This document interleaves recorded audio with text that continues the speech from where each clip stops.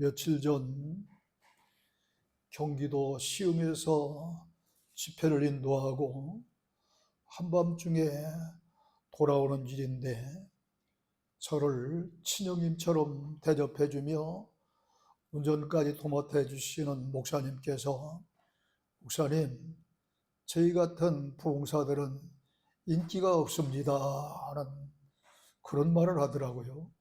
그래서 왜요? 물었더니 복을 받으라, 잘되리라 하는 그런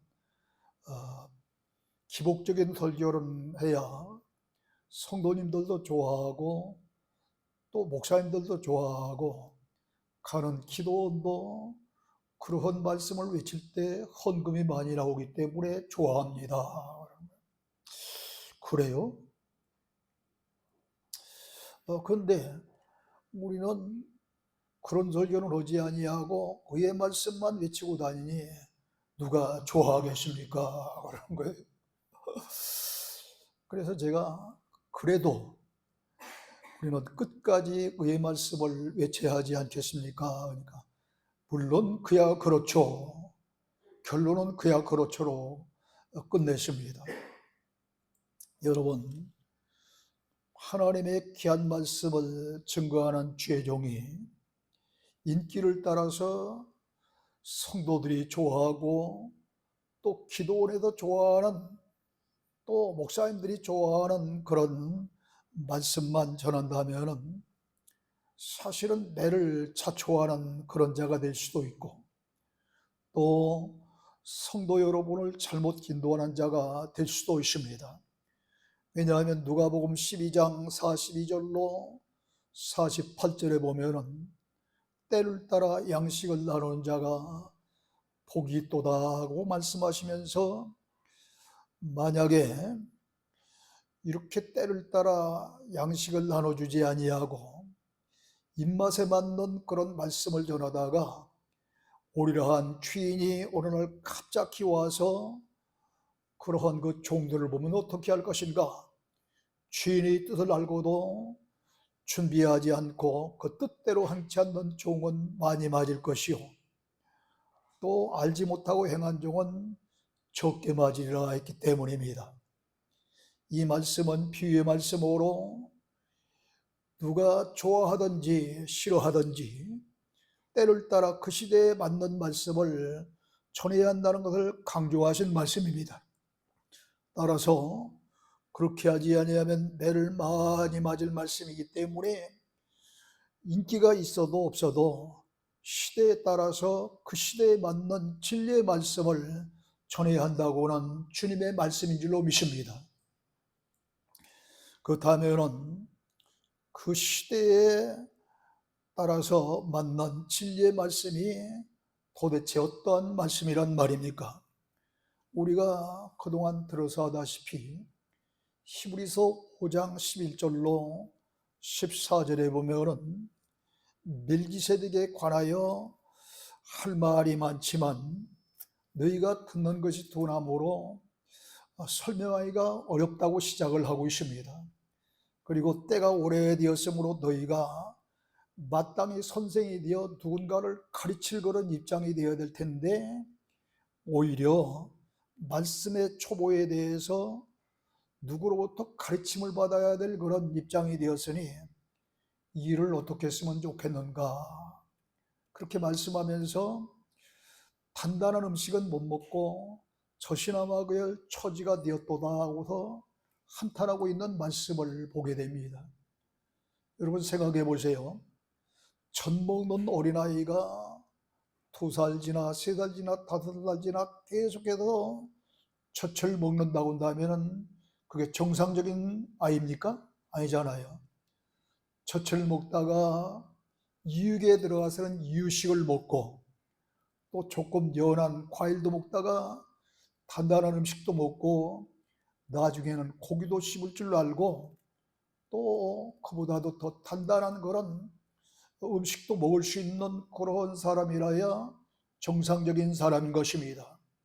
이처럼 계속해서 믿음의 성도들이 초보적인 그런 말씀만 듣고 자란다고 한다면 정상적인 성도가 아니라는 이야기입니다. 그래서 13절에 가면 이는 젖을 먹는 자마다 어린아이니 의의 말씀을 경험하지 못한 자요 단단한 음식을 먹는 자는 장성한 자의 것이니라 그랬습니다. 그러니까 단단한 음식과 같은 그런 그 말씀이 이제 장성한 자가 먹어야 될 말씀이 의의 말씀이라는 거예요. 그러면서 그들은 지각을 사용함으로 연단을 받아 선악을 분별하는 자들이니라 그렇게 말씀을 하고 있습니다. 여러분, 그러므로 이 말씀에는 의의 말씀을 경험하지 못한 그런 사람을 가리켜서 젖 먹는 어린아이로 비유하고 있습니다. 그렇다면 단단한 음식을 먹을 수 있는 정상적인 그런 성장기에 있고 또 점점 성장하여 이제 어른으로 이렇게 커나가는 그런 사람이 먹는 말씀은 젖과 같은 그러한 초보의 말씀이 아니라 단단한 음식과 같은 의의 말씀이라고 오늘 12기자는 말씀하는 줄로 믿으시기를 주의 이름으로 축원합니다. 그런데 이때가 언제냐면 바울이 이 히브리서에 있는 이 말씀을 쓴 때가 바로 유대인들이 기독교로 믿고 30년쯤 된 때입니다. 그러니까 30년쯤 된 때면은 초보적인 그런 말씀을 떠나서 단단한 음식과 같은 깊고 오묘한 진리의 말씀을 먹고 깨닫고 잘 알고 또 그 말씀대로 살아야 될 텐데 그렇지 못하다는 거예요. 그런데 오늘날은 어떻습니까? 불과 2000년이 지난 그런 시대요. 여기 앉아있는 여러분 가운데서도 30년이 아닌 40년, 50년 이상이 된 사람들이 허다해요. 이런 사람들이 계속해서 이렇게 젖이나 먹는 어린아이 같이 초보적인 그런 말씀만 계속 들어야 되겠는가 하는 이야기입니다. 그러므로 히브리서 6장 2절에 보면은 무슨 말씀을 하고 있느냐 하면은 그러므로 세례들과 안수와 죽은 자의 부활과 영원한 심판에 대한 교훈의 터를 다시 닦지 말고 완전한 대로 나가라는 말씀을 하고 있습니다.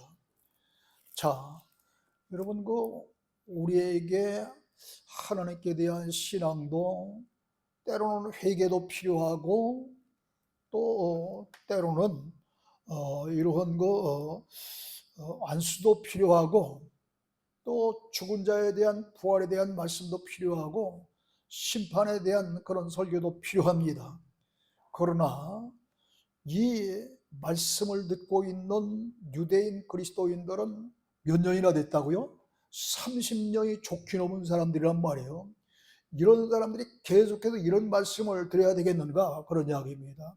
그처럼 여기 앉아있는 여러분도 수십 년 동안 예수 믿고 계속해서 처음 예수 믿는 사람들이 드려야 될 그런 교훈의 말씀을 계속해서 드려야 되겠느냐 하는 그런 말씀입니다. 그러면 여기 교훈의 터를 다시 닦지 말고 완전한 대로 나가라는 이야기는 이렇게 오래된 성도들에게 하는 그런 말씀이지 지금도 처음 나온 사람들은 초보적인 말씀이 필요한 거죠.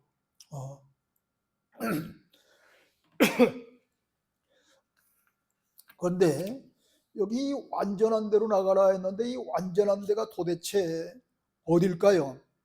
히브리어로 이 완전하다고 하는 말씀은 텔레이오테타라고 해서 성숙한 온전한 그런 뜻을 가지고 있습니다.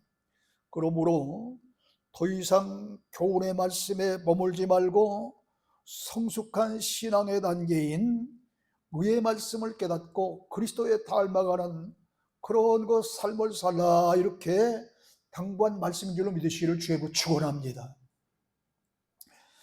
그러므로 시대를 분별할 줄 아는 그런 목회자라면 인기가 있든 없든 이제 그 인기의 유무를 떠나서 의의 말씀을 전해야 되고, 성도 여러분은 의의 말씀을 듣고 신앙이 성숙한 알곡신자가 되어야 할 줄로 믿으시기를 주의 이름으로 축원합니다. 아까 우리 강민정 원사님 기도 가운데 가을 야기가 몇 번 나오더라고요.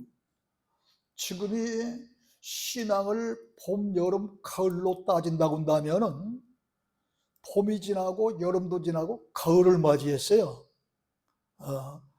마태복음 13장 37절에 보면은 좋은 씨를 뿌리는 자는 인자니라 그랬는데, 씨 뿌리는 비유를 쫙 보면은 그 씨가 하나님의 말씀인 걸 알 수 있습니다. 그래서 하나님의 말씀을 주님께서 뿌렸던 봄과 같은 그런 시작이 지나고 무성한 그런 여름도 지나서 이제는 알곡인지 쭉정인지 심판할 때가 오는, 다시 말하면 신자들도 알곡 신자인지 아니면 쭉정이 신자인지를 심판할 때가 오는 출대와 같은 그런 시대가 왔는데, 계속해서 씨 뿌리는 그런 말씀이나 전해서 되겠느냐 하는 이야기예요. 정말로 어떤 성도가 알곡 신자고 어떤 성도가 쭉정이 신자인지 가름할 수 있는 그런 깊고 오묘한 진리의 말씀을 통해서 깨달음의 정도를 이제 알 수 있고, 나아가 그 깨달았으면 그 말씀을 그대로 실천할 수 있는 믿음의 귀한 성도로야만 알곡 신자가 되는 것이지, 계속해서 해가 먹어 수십 년이 되었다고 해서 알곡 신자가 되는 것은 아닙니다. 여러분, 똑같은 그 벼포기 있잖아요.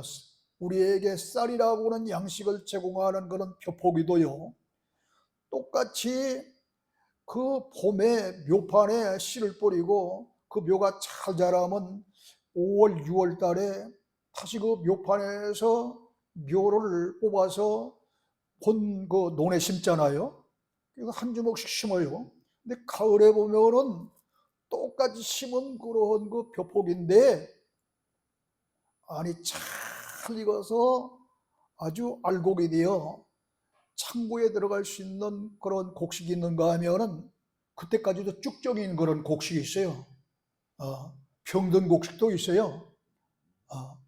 이처럼 수십 년 예수 그리스도를 믿었다고 해서 알곡 신자가 되는 것이 아니라, 이제 이 예수 그리스도를 믿되 제대로 믿는 그런 성도라야만 알곡 신자가 되는 줄로 믿습니다.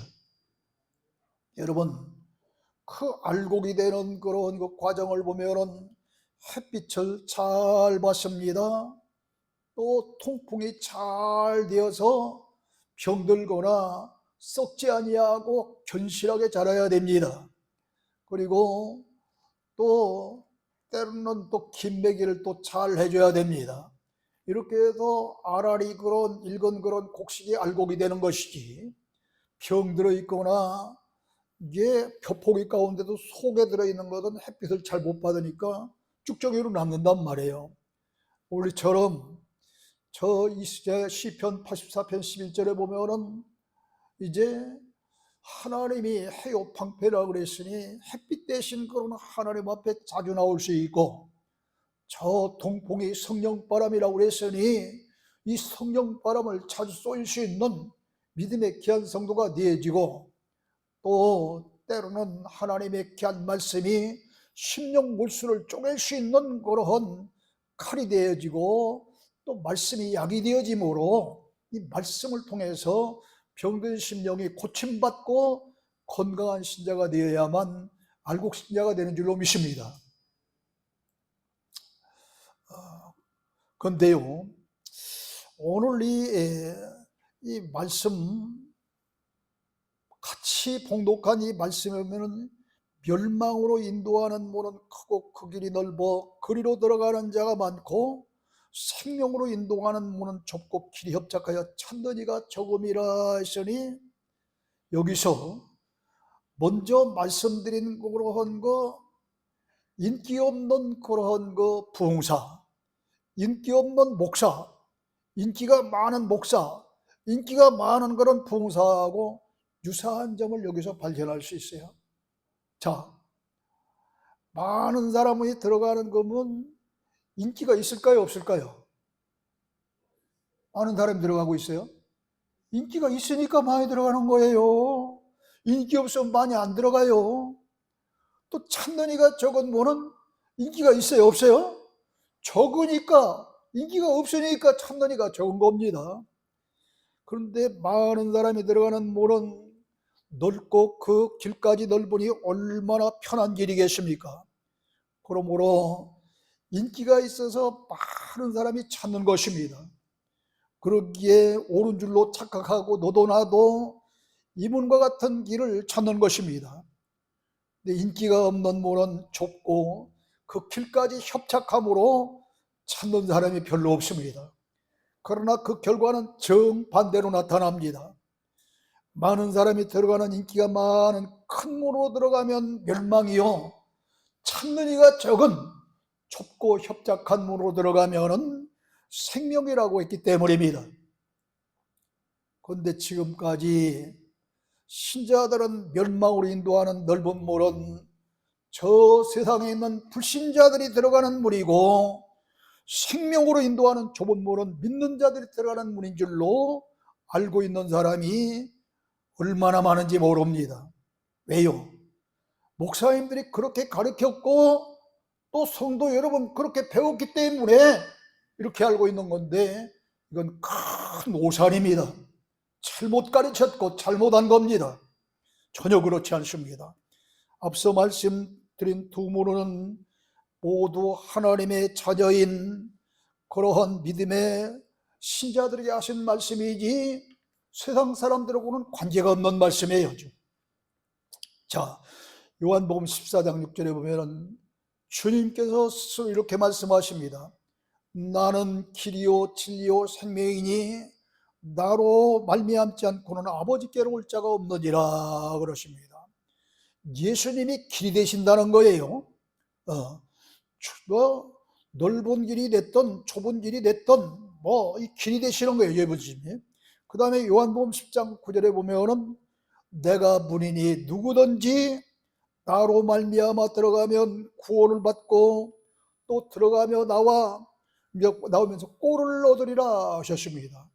이렇게 예수님 자신이 구원의 길이 되시고 영생의 진리가 되시고 생명으로 인도하는 문이 되시고 또 생명의 꼴, 곧 생명의 말씀이시기 때문에 하나님을 모르는 이방인과 전혀 관계없는 말씀입니다. 이런 말씀을 세상 사람들이 어디서 들어보긴 했겠어요? 이런 말씀은 올바로 믿든 그러게 믿든 교회에 나와서 예수 믿는다고 보는 그런 신자들이 듣는 말씀이지 세상 사람들이 듣는 말씀이 아니에요. 예수님을 믿지 않는 세상 불신자들은 아예 인도 오는 사람도 없을 뿐만 아니라 그냥 아무 목적 없이 사는 그런 사람들에게 불과합니다.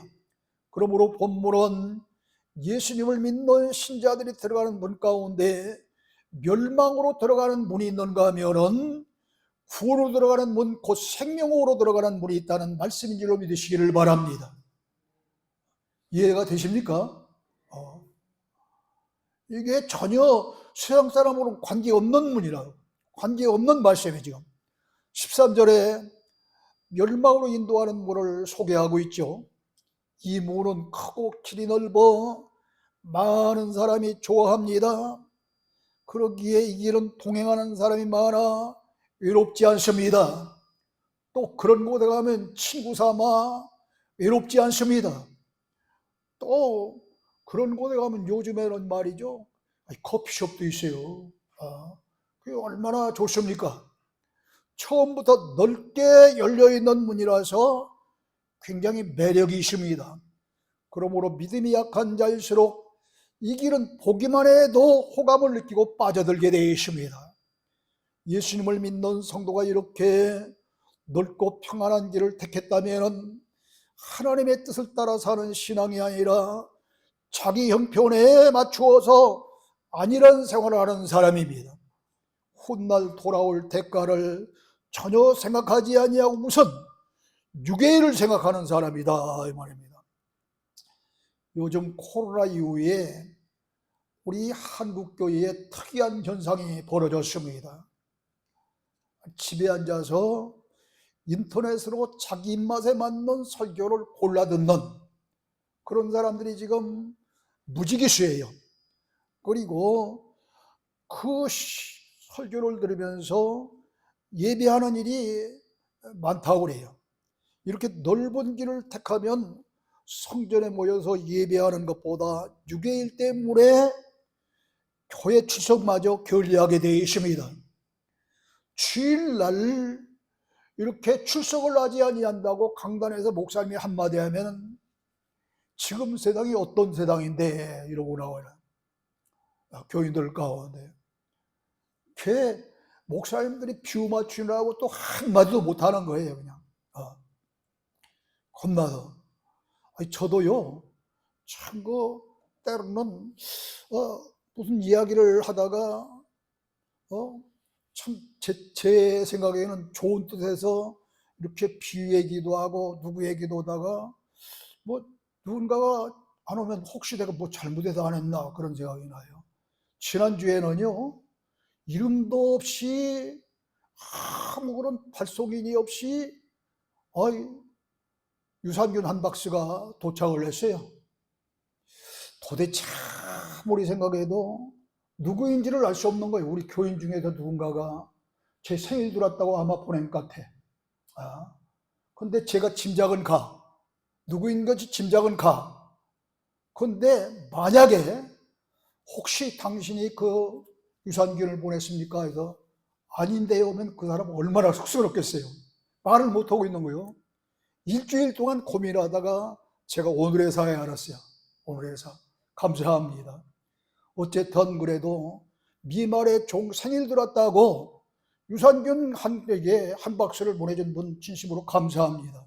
그렇다고 해서 이런 것 뭐 사내로 난 얘기 안 해요. 마침 그런 분이 있어서 이렇게 또 이 말씀하고 해당이 되기 때문에 이렇게 말씀을 드리는 거죠. 무슨 말을 하면 잘 새겨드려야지 그걸 이상하게 이렇게 오해하면 오해가 오해를 거듭나게 되는 겁니다. 절대 그런 분들이 없기를 바랍니다. 어쨌든 이렇게 이 목사님들이 성도들이 입맛에 맞는 설교를 하다가 엉뚱한 길로 가는 경우가 얼마나 많은지 몰라요. 그런데요 놀라운 것은 교회 출석을 아무리 잘하고 열심히 예배를 드려도 헛된 예배가 있다고 성경이 말씀하고 있기 때문에 문제예요 지금. 그게 뭐냐, 마태복음 15장 9절에 보니까 예수님께서 사람의 계명으로 교훈을 삼아 가르치니 나를 헛되이 경배하는도다 합니다. 사람의 계명으로 교훈 삼아 가르치는 건 헛되이 예배하는 거래요. 헛되이 예배하는 것이 어떻게 결과가 어떻게 되겠어요? 그리고 몇 절 지나면 15장 14절에 그냥 두라 그들은 맹인이 되어 맹인을 인도하는 자로다. 맹인이 맹인을 인도하면 둘 다 구덩이에 빠지리라 그랬습니다. 여기 그들이 누구일까요? 이단과 사입이 시대에 맞는 의의 말씀을 외면한 제 교훈의 말씀, 기복적인 설교, 사람의 계명으로 교훈을 삼아 가르치는 자들이 바로 소경이라고 일컫고 이렇게 헛되이 주님을 경배하는 그들인 것입니다. 이들이. 그런데도 이단과 사이비의 신자들이 얼마나 많은지 모릅니다. 왜 그럴까요? 넓은 문이에요. 그 문이. 그럴듯하며 그곳만 구원이 있는 것 같기 때문입니다. 그러나 그곳에 가보면 다른 복음을 외치는 거예요. 마태복음 24장 5절 11절에 보면 마지막 때는 거짓 그리스도와 거짓 선지자들이 나타나서 그럴듯하게 말씀을 전하지만 다른 복음을 가르치는 거짓 그리스도요 거짓 선지자라는 것입니다. 또 요즘 그렇게 집회도 모이지 않는 그런 세상이 되었지만 신유은사가 있다고 하는 곳에는 지금도 많이 모입니다. 누구든지 건강하기를 원하기 때문에 그곳에 가면 지금 내 병을 고칠 수 없을까 해서 환자들이 몰리기 때문입니다. 그러나 그곳에 가면 죄송하지만 대부분 말씀이 없습니다. 신유에 관한, 치료에 관한 설교를 하고 이 기도해주고 안수해야 병이 낫기 때문에 다른 그런 그 복음의 말씀을 들을 수가 없어요. 전부 병에 대한 그런 복음만 외치는 거죠. 대형 교회들은 어떻습니까? 저 분당에 있는 어느 목사님이, 내가 지난번에 어느 교회 이름 듣다가 제가 큰 실수를 했는데, 이제 항상 모 교회 모 목사님이라고 해요. 분당에 있는 모 목사님이, 유명한 목사님이요, 대형 교회들은 성도들이 입맛에 맞는 설교를 골라 하기 때문에 문제다 그러더라고요.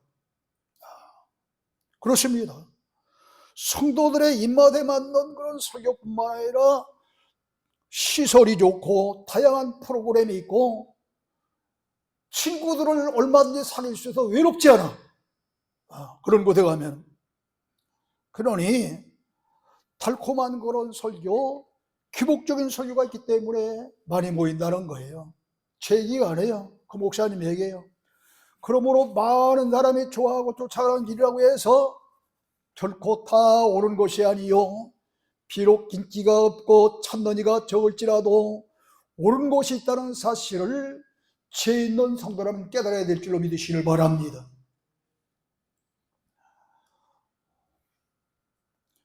14절에 보면 생명으로 인도하는 물을 소개하고 있어요. 좁은 문으로 들어가는 자는 말씀대로 순종하며 사는 성도들입니다. 그 옛날 바벨론 포로로 잡혀갔던 사드락과 메삭과 아벳느고, 그리고 다니엘을 보십시오. 사드락과 메삭과 아벳느고는 맹렬히 타는 뜨거운 풀무불에 던져질 줄 알고서도 느부갓네살 왕이 만들어 세운 금신상 앞에 끝까지 절을 하지 아니했다가 평소보다 7배나 뜨거운 풀무불 속에 들어가게 됩니다.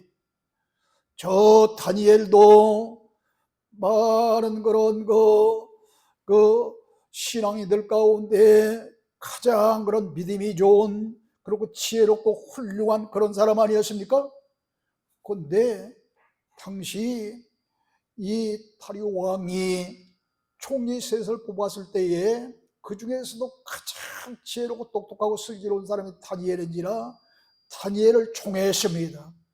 그러니까 다른 그런 총리와 방백들이 다니엘을 시기해서 30일 동안 이제 왕이나 다른 신에게 절하는 그런 왕에게 절하지 아니하고 다른 사람이나 다른 신에게 절하는 사람들은 사자굴에 집어넣자 하고서 이런 조서를 만들어서 오인을 짓게 만듭니다. 이 사실을 알면서도 날마다 예루살렘을 향한 창문을 열어놓고 기도 시간에 기도합니다. 그리하여 사자굴에 들어가잖아요. 그러나 하나님께서는 끝까지 이들이 흔들림 없는 신앙을 보시고 머리털 하나 상하지 않게 보호해 주셨습니다. 지켜주셨습니다. 그래서 그들은 좁은 문을 통과하고 생명으로 인도함 받는 구원의 은총을 받게 된 줄 믿으시기를 바랍니다. 이것은 마지막 시대에 있을 환난을 믿음으로 이기고 육체까지 구원받는 영생의 길로 갈 자가 누구인가를 미리 보여주신 사건이신 줄로 믿습니다. 이런 믿음을 어떻게 소유할 수 있을까요? 로마서 10장 17절에 보면, 로마서 10장 17절에 믿음은 들음에서 나며 들음은 그리스도에게서 그리스도의 말씀으로 말미암느니라 그랬습니다. 말씀은 이렇게 믿음을 가져주는데, 생명을 가져주는데 중요한 역할을 합니다. 그러므로 갈수록 믿음이 해이해지는 이 시대에 말씀이 초보에 지나지 않는 교훈의 말씀이 아닌 장성한 자가 듣고 먹어야 할 진리의 말씀인 의의 말씀이 필요한 것입니다.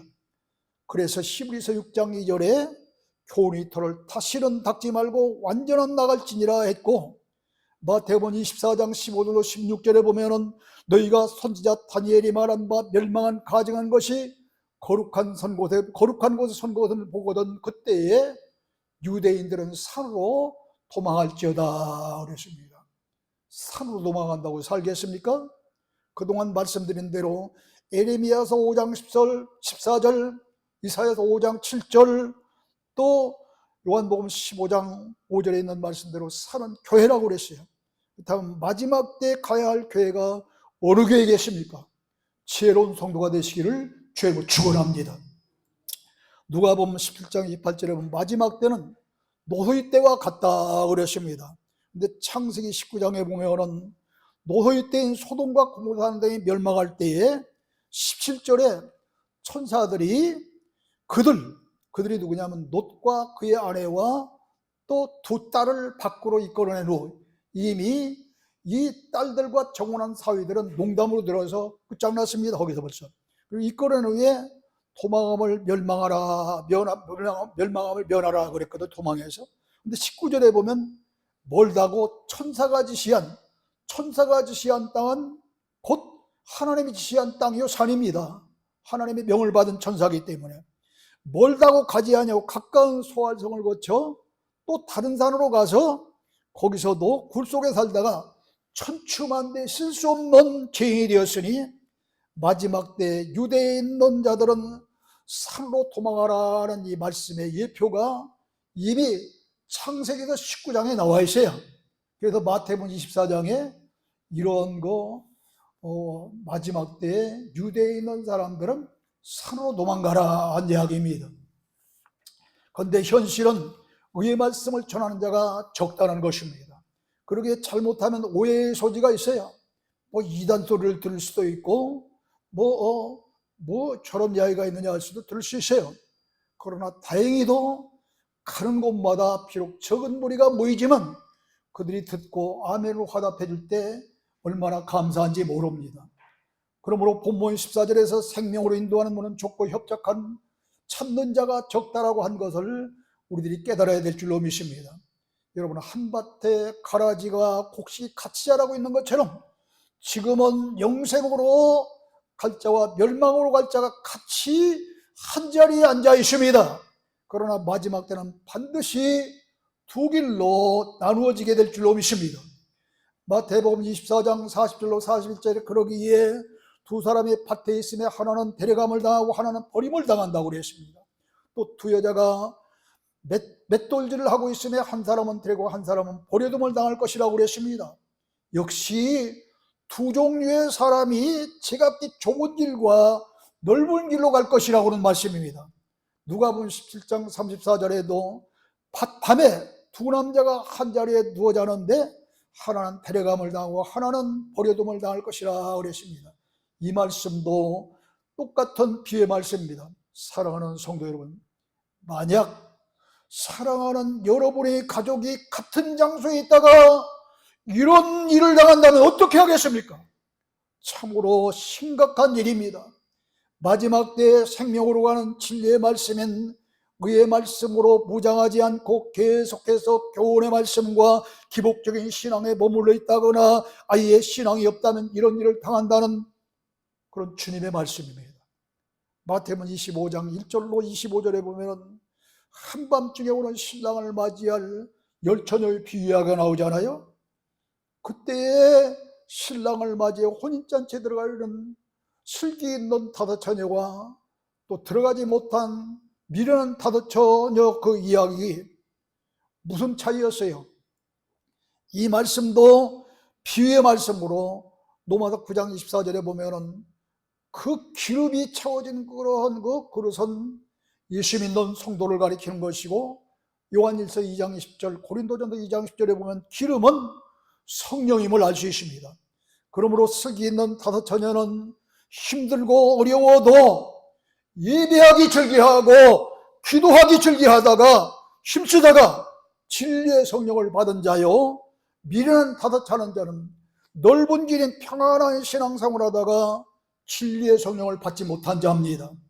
이렇게 예수님을 믿는 신자라도 마지막 때 주님 재림하실 때 주님을 만나 구원받을 자가 있는가 하면은 버림을 당할 자가 있다고 성경은 말씀하고 있습니다. 갈라진다는 거예요, 그때.